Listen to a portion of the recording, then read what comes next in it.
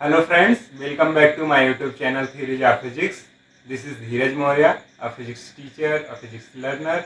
I am upcoming with a course Basics of Special Theory of Relativity and invite to you in this course.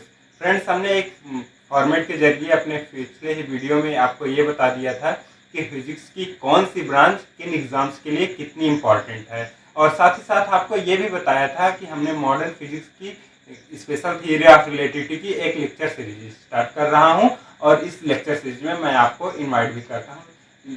Generally this theory originated from Faraday's coil magnet experiment. This theory is very interesting और very fascinating. वैसे तो Faraday के coil magnet experiment को आपने intermediate में ही किया होगा। जब हम किसी कॉइल को किसी मैग्नेट के पास घुमाते हैं या किसी मैग्नेट को किसी कॉइल के पास घुमाते हैं तो एक ईएमएफ जनरेट होता है, एक इलेक्ट्रोमैग्नेटिक फोर्स जनरेट होता है।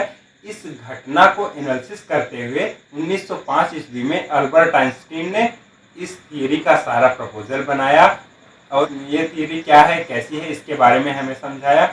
इस थियरी के कुछ रिजल्ट्स बिना इनके इस थियरी के डीप में गए हुए हम आपके सामने रखें तो आपको लगेगा कि हम किसी दूसरी दुनिया की बात कर रहे हैं। जैसे हम इस थियरी में ट्विन पैराडॉक्स थियरी की बात करते हैं। ये ट्विन पैराडॉक्स क्या है कि दो जुड़वा भाई यदि एक अंतरिक्ष की यात्रा पे चला जाता है और एक जो है हमारी धरती पे ही रहता है, और बहुत सालों बाद जब वो आप फिर से मिलते हैं तो आपको ये लगेगा कि जो भाई अंतरिक्ष की यात्रा पे गया था वो आपको यंगर दिख सकता है, और जो धरती पे था वो कुछ बूढ़ा नजर आ सकता है। इसी क्रम में हम लेंथ कॉन्ट्रैक्शन की बात करते हैं कि किसी भी ऑब्जेक्ट की लेंथ जो है अपने आप में निश्चित नहीं है। ये इस बात पे डिपेंड करती है कि हम कहाँ से देख रहे हैं, किस फ्रेम से देख रहे हैं, और आप किस फ्रेम से देख रहे हैं। बेसिकली हमारे मेजरमेंट में, हमारी नाप जोख में कोई गड़बड़ नहीं है।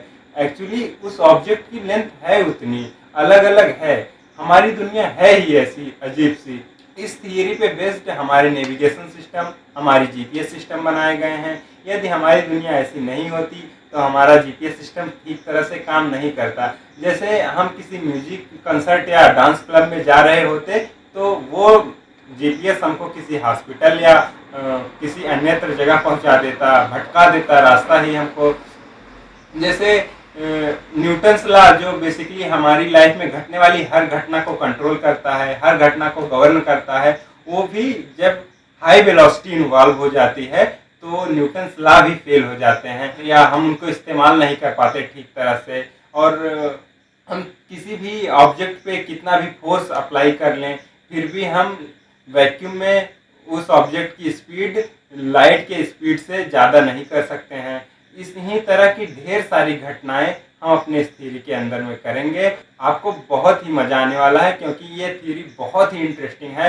आप अभी तक इस थ्योरी का नाम ही सुने होंगे, बट अब इस थ्योरी को आप समझेंगे, जानेंगे और एंजॉय करेंगे। हम जल्दी लेकर के आ रहे हैं इस थ्योरी के लेक्चर सीरीज। तब तक के लिए बाय बाय, हैप्पी लर्निंग।